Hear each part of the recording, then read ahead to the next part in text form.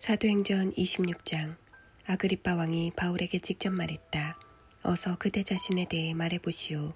바울이 증언대에 서서 자신의 이야기를 했다. 아그리빠 왕이여, 왕께서 유대인의 풍습과 우리의 모든 집안 싸움에 대해 잘 알고 계시니 다른 누구보다 왕 앞에서 유대인들의 이 모든 고발에 대해 답변하게 되어 다행입니다. 젊어서부터 나는 예루살렘의 내 민족들 속에서 살았습니다. 그 도성에서 내가 잘하는 것을 지켜본 유대인들은 만일 그들이 위험을 감수할 마음이 있다면 왕께 직접 증언할 수도 있을 것입니다. 내가 우리 종교의 가장 엄격한 분파인 바리새인으로 살았다는 것을 알고 있습니다. 내가 이렇게 유대인들에게 고발당하는 것은 내가 하나님께서 우리 조상에게 주신 약속, 12지파가 오랜 세월 동안 밤낮으로 바라보며 살았던 그 소망을 믿고 진지하게 여기며 그 약속에 마음과 생명을 바쳤기 때문입니다. 시험을 거쳐 검증된 소망을 내가 굳게 붙잡았기 때문입니다. 이 자리에 서서 재판을 받아야 할 사람은 내가 아니라 저들입니다. 하나님께서 죽은 사람들을 살리신다고 믿는 것이 어떻게 형사범죄가 성립되는지 나는 도무지 이해가 되지 않습니다. 솔직히 내가 늘 이런 입장에 서 있었던 것은 아닙니다. 한동안 나는 있는 힘껏 나사렛 예수를 대적하는 것이 내 본분인 줄 알았습니다. 나는 대제사장들의 종권을 등에 업고 도처에서 믿는 이들을 예루살렘 감옥에 쳐넣었습니다. 나는 그들이 하나님의 백성인 줄 전혀 몰랐습니다. 기회가 올 때마다 그들을 처형하는 데 찬송표를 던졌습니다. 나는 그들의 회당을 짓밟고 들어가서 그들을 협박하고 예수를 저주하게 했습니다. 나는 그 사람들을 소탕하는 일에 사로잡힌 폭군이었습니다. 그러다가 나는 예루살렘 바깥에 있는 여러 도시에서도 그 일을 시작했습니다. 그날도 여느 때처럼 내 활동을 공인해주는 대제사장들의 문서를 가지고 다마스쿠스로 가고 있는데 한낮의 하늘에서 햇빛보다 더 밝은 눈부신 빛이 나와 내 동료들에게 쏟아져 내렸습니다. 오 왕이여, 그렇게 화날 수가 없었습니다. 우리는 앞으로 고꾸라졌습니다. 그때 히브리 말로 한 음성이 들렸습니다. 사울아, 사울아, 왜 나를 해치려고 하느냐?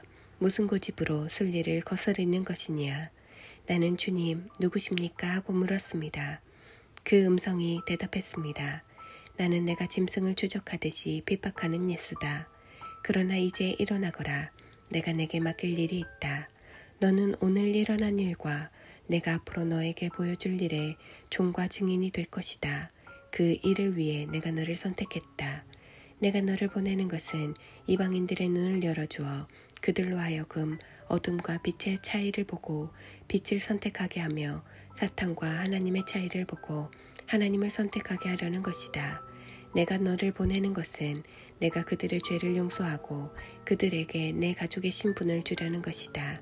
나를 믿어 참된 삶을 시작하는 사람들 속으로 그들을 초청하려는 것이다. 아그리빠 왕이여, 그러니 내가 어찌하겠습니까?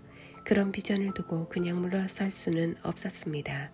그 자리에서 나는 순종하며 믿는 자가 되었습니다. 나는 이 삶의 변화, 하나님께 전적으로 돌아서는 것과 그것이 매일의 삶에서 갖는 의미를 그곳 다마스쿠스에서 전하기 시작했습니다. 예루살렘과 인근 지역으로, 거기서 다시 온 세상으로 나아갔습니다. 그날 유대인들이 성전에서 나를 붙잡아 죽이려고 한 것도 바로 온 세상으로 나아간 것 때문입니다. 저들은 하나님을 자기들한테만 묶어두려고 합니다. 그러나 하나님께서는 약속하신 대로 내 편에 서 주셨습니다. 내가 지금 이 자리에 서서 하는 말은 왕이나 어린아이나 할 것 없이 누구든지 들으려고 하는 사람에게 내가 들려준 이야기입니다. 그리고 이 모든 말은 예언자들과 모세가 그렇게 되리라고 한 것과 정확하게 일치합니다. 그것은 첫째로 메시아가 반드시 죽어야 하며, 둘째로 그분이 죽은 자들 가운데서 살아나셔서 하나님을 모르는 사람들과 하나님을 경외하는 사람들 모두에게 하나님의 빛을 비추는 첫 번째 빛이 되리라는 것입니다. 베스도에게 이 말은 버거운 것이었다. 그는 큰 소리로 말을 잘랐다. 바울, 그대가 미쳤소. 책을 너무 많이 읽고 허공을 너무 오래 쳐다봤소.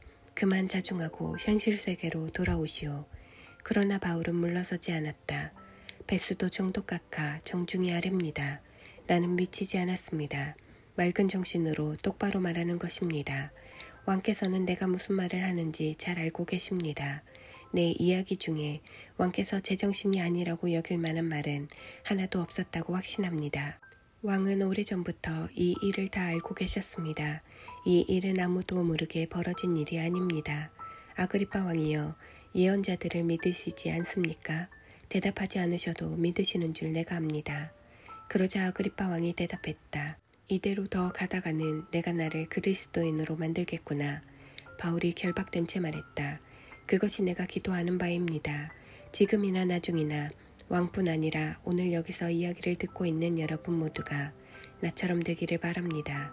이렇게 결박된 것만 빼고 말입니다.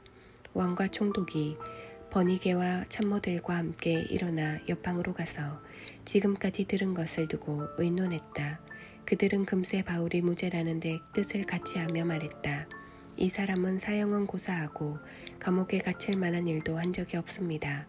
아그리파 왕이 베스도에게 말했다. 황제 앞에서 재판받기를 요청하지만 않았어도 지금 당장 석방할 수 있었을 겁니다.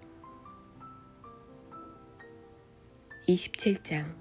우리가 이탈리아로 항해할 준비를 마치자 바울과 다른 죄수 몇이 친위대의 일원인 율리오라는 백부장 감독하에 배치되었다. 우리는 아드라 무테노에서 온 배에 올라탔다. 그 배는 에베소와 서쪽 항구로 향하는 배였다. 데살로니가 출신의 마케도니아 사람 아리스다고가 우리와 동행했다. 이튿날 우리는 시돈에 입항했다. 율리오는 바울을 아주 관대하게 대했다. 배에서 내려 그곳 동료들의 환대를 받도록 허락해 주었다. 다시 뱃길에 오른 우리는 서쪽에서 불어오는 맞바람 때문에 키프로스 북동 해안을 바람막이 삼아 북쪽으로 향해 했다. 그리고 다시 해안을 따라 서쪽으로 향하여 무라항에 닿았다. 거기서 백부장은 이탈리아로 가는 이집트 선박을 찾아 우리를 그 배에 옮겨 태웠다. 그런데 사나운 날씨를 만나 항로를 유지하기가 불가능했다. 가진 고생 끝에 마침내 우리는 크레타 섬 남쪽 해안에 이르러 아름다운 항구 이름 그대로였다에 닷을 내렸다. 우리는 이미 시간을 많이 허비했다. 추분이 이미 지났고 이제부터는 겨우내 폭풍우가 잦은 날씨이어서 항해하기에 너무 위험했다. 바울이 경고했다. 지금 바다로 나갔다가는 재난을 당해 짐과 배는 말할 것도 없고 목숨까지 잃을 것입니다. 그러나 그곳은 겨울을 나기에 적합한 항구가 못 되었다. 거기서 몇 킬로미터 떨어진 베닉스가 더 나았다. 백부장은 바울의 경고를 흘려듣고 선장과 선주의 말을 쫓아 다음 항구로 향했다. 남쪽에서 미풍이 불어오자 그들은 순항할 줄로 생각해 닻을 올렸다. 그러나 바다에 나가기가 무섭게 악명 높은 북독풍이 맹렬한 기세로 몰아쳤다. 배는 완전히 그들의 통제를 벗어나고 말았다. 풍랑 가운데 떠다니는 나뭇잎 신세였다. 우리는 가우다라는 작은 섬을 바람막이 삼아 간신히 구명보트를 준비하고 돛을 내렸다. 그러나 모래톱에 바위가 많아 섬에 다가갈 수 없었다. 우리는 닻을 던져 겨우 표류를 막고 바위에 부딪히는 것을 면할 수 있었다. 이튿날 다시 물결이 높아진 데다 폭풍 후에 배가 큰 손상을 입어 우리는 배 밖으로 짐을 던졌다. 사흘째 되는 날에는 선원들이 장비와 식료품까지 내던져 배를 좀 더 가볍게 했다. 해와 별을 보지 못한 지 벌써 여러 날이었다. 바람과 파도가 사정없이 우리를 때렸고 우리는 구조되리라는 희망마저 잃고 말았다. 식욕도 삶의 의욕도 잃어버린 지 오래될 즈음에 바울이 우리 가운데 서서 말했다. 여러분이 크레타에서 내 말을 들었더라면 이 모든 고생과 시련을 피할 수 있었을 것입니다. 그러나 지금부터 상황이 호전될 테니 지난 일에 연연할 것이 없습니다. 우리 가운데 단 한 사람도 물에 빠져 죽는 일은 없을 것입니다. 하지만 배도 무사할 것이라고는 말 못하겠습니다. 배는 파선할 것입니다. 지난밤에 내가 섬기는 하나님의 천사가 내 곁에 서서 말했습니다. 바울아, 포기하지 마라. 너는 장차 황제 앞에 설 것이다. 너와 함께 항해하는 사람들도 모두 무사할 것이다. 그러니 사랑하는 친구 여러분, 용기를 내십시오. 나는 하나님께서 내게 말씀하신 그대로 행하실 것을 믿습니다. 그러나 우리는 한 섬에 난파될 것입니다. 열나흘째 되는 날 밤에 우리는 아드리아 해 어디쯤에서 표류하고 있었다. 자정 무렵에 선원들은 배가 육지 가까이로 다가가고 있음을 직감했다. 수심을 재어보니 약 40m였고 잠시 후에는 약 30m였다. 그들은 배가 좌초될까 두려워 닻을 내게 내리고 어서 햇빛이 나기를 빌었다. 선원들 가운데 몇 사람이 배에서 탈출하려고 했다. 그들은 뱃머리에서 닻을 더 내리는 척하면서 구명보트를 내렸다. 바울이 그들의 속셈을 꿰뚫어 보고는 백부장과 병사들에게 말을 했다. 이 선원들이 배에 남아있지 않으면 우리는 다 빠져 죽을 것입니다. 그러자 병사들이 구명보트에 줄을 끊어 그냥 떠내려가게 했다. 동틀 무렵 바울이 사람들을 모두 불러 모아 아침 식사를 권했다. 우리가 음식 없이 지낸 지 벌써 열나흘이 되었습니다. 아무도 음식 생각이 없었습니다. 하지만 이제 뭘 좀 먹어야 합니다. 기력이 있어야 구조가 되지 않겠습니까? 여러분은 상처 하나 입지 않고 여기서 벗어날 것입니다. 그는 빵을 떼어 하나님께 감사하고 모두에게 돌렸다. 다들 실컷 먹었다. 모두 276명이었다. 사람들이 다 배부르게 먹고 남은 곡식은 바다에 버려 배를 가볍게 했다. 날이 밝았으나 아무도 그 땅이 어디인지 알아보지 못했다. 그때 근사한 해안이 펼쳐진 만이 눈에 들어왔다. 그들은 해안가에 배를 대기로 하고 닷줄을 자르고 키를 풀고 돛을 올리고 순풍을 받아 해안으로 향했다. 그러나 뜻대로 되지 않았다. 아직도 해안가로부터 꽤 먼데 배가 암초와 충돌해 부서지기 시작했다. 병사들은 죄수들이 헤엄쳐 탈출하지 못하도록 그들을 죽일 작정이었다. 그러나 백부장이 바울을 구하기 위해 병사들을 막았다. 그는 누구든지 헤엄칠 줄 아는 사람은 물속으로 뛰어들어 헤엄쳐가고 나머지 사람들은 나무 조각을 붙잡으라고 명령했다. 다들 무사히 해안에 닿았다.